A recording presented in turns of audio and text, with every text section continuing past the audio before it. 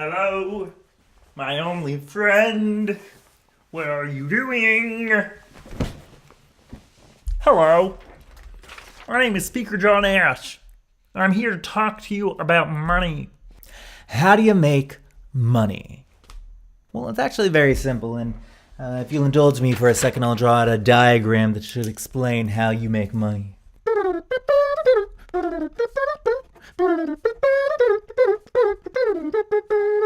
All right, here we go.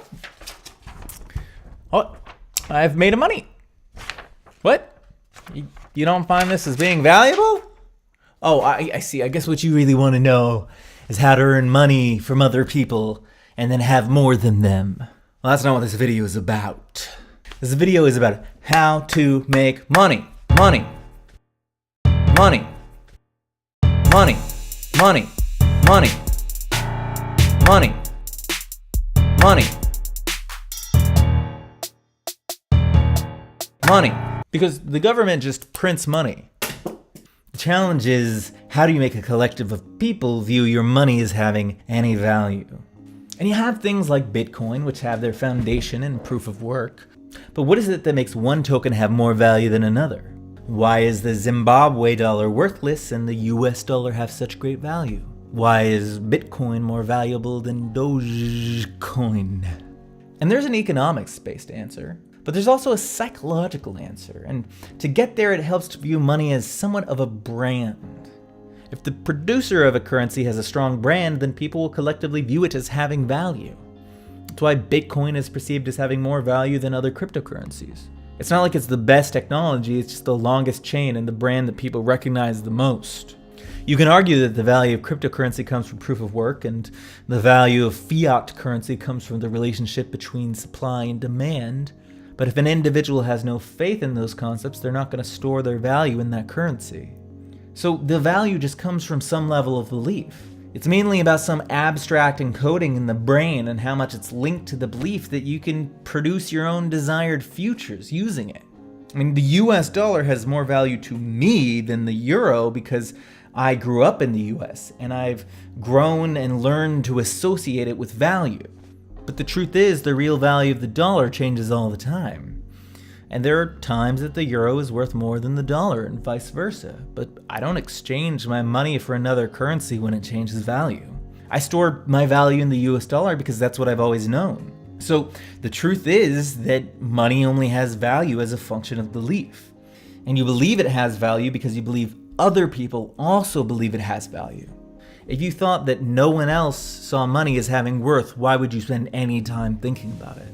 So, for all the claims about what gives a currency value, it's really just about your own belief. And belief itself is a function of some configuration of neurons in the brain. And I think the way our brains are structured is heavily affected by our belief in money as this value exchange token. Part of the problem with the way society is functioning is that in order to achieve anything, invariably if you had more money, it would be easier to achieve that goal. You know, there is some value in having tokenization of value, because when you want to get a stranger to perform a task for you, you don't need to have any real understanding of that person. You don't need to convince them of anything or understand what they personally value in order to trade with them. Instead, because we all agree that this token has inherent value, it doesn't matter what potential future you plan to use what I'm paying you for. I can just give you the money and that's the end of the exchange. But I think when we consider how brains structure and orient themselves to the world, you need to consider Hebb's law. That what fires together wires together. So because you can achieve any goal or want by having money, money wires together with everything in the brain. It almost forms a sort of centralized hub from which all of their pathways branch from. And so I think our over-reliance on money as a concept dramatically affects how our brains encode information, and maybe even creates a sense of learned helplessness where we don't take action because we don't have money. But the rich have hordes of wealth because they understand how to turn a small amount into a larger one. Regardless of how much they start with, their skill is about turning one amount into a larger amount, and their goal is to acquire as much as possible. And some people are just better at acquiring this token. And the inherent rules of this token are 1, you can acquire as much of it as you want, and 2, other people aren't supposed to be able to take it from you unless you give it to them. But if that's the way the token is supposed to behave, then the distribution of this token is just a result of those rules playing out. So instead, what might fix society and all the problems that we see is if there was a secondary token that was also required to have some level of success in society. A token that can't be hoarded. Instead of just assuming the distribution of this money token is the problem, and assuming if there was some sort of redistribution of wealth, all of our problems would be fixed, maybe we should rethink how that token behaves. Because the chances are that if there's a redistribution, gradually over time, it's just going to return to its prior state. So maybe we should have another token which behaves differently and can't be hoarded. In a way, there already are a lot of secondary tokens. I would argue that the voting systems implemented by various social networks amounts to a type of secondary currency, which is completely unregulated and behaves however the corporation producing that token wants it to function. And what they amount to is a quantification of attention. You can't exchange them per se, as you have an infinite amount of them to give, but they still have great value. And more in the society, in order to achieve anything, you also need attention in addition to money.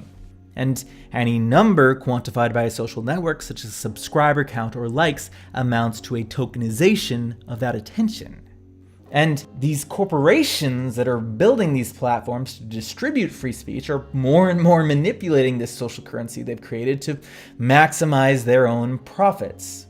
They've tricked us into placing value into a token that can't be exchanged for anything in the real world to maximize their own access to a token that can. But their job or purpose is to distribute free speech, and ultimately they control which content is distributed the most. And the basic model behind these sites is that they have to deliver ads to remain a free service, and to deliver ads they need to obtain your attention. It's kind of a vicious cycle. So the content that gets promoted tends to be the most sensational content. And so part of the problem is that there's this entwining of this attention-based token and this monetary token. These numbers don't really exist, but they still seem to matter. Like, I have something like 32 subscribers right now, and that means that my content will only be distributed to a very small number of people. I may feel very confident that what I'm saying is something that really needs to be heard by other people, but because I have a low subscriber count and get few likes, it's basically guaranteed that this content won't be distributed very far. The only way I can actually get this distributed is if you as a person watching this independently takes your own action to share it. Share this video. Share it, my friend. Share it with your buddies, with your pals, with your chums. Share it. And typically, because what I'm talking about is a very complex thing, the average person does not necessarily want to be associated with it as much as they might want to be associated with more basic content like cat videos or let's play videos. So because people are chasing these tokens, I think that rather than sharing speech that aligns with their own beliefs, I think our own behavior changes in response to what causes the algorithm to distribute our content. And I think there's a very simple set of criteria for why people will click like or why people will click subscribe, and generally it's not to be challenged or hear what needs to be heard. It's really about simple entertainment. I mean, even I watch Ryu's Mario Maker videos on repeat because it's mindless, non-challenging content that satisfies some basic level of dopamine release. And as much as I enjoy it, I can't really argue that his content makes my life any significantly better. It's just something that in the moment is satisfying.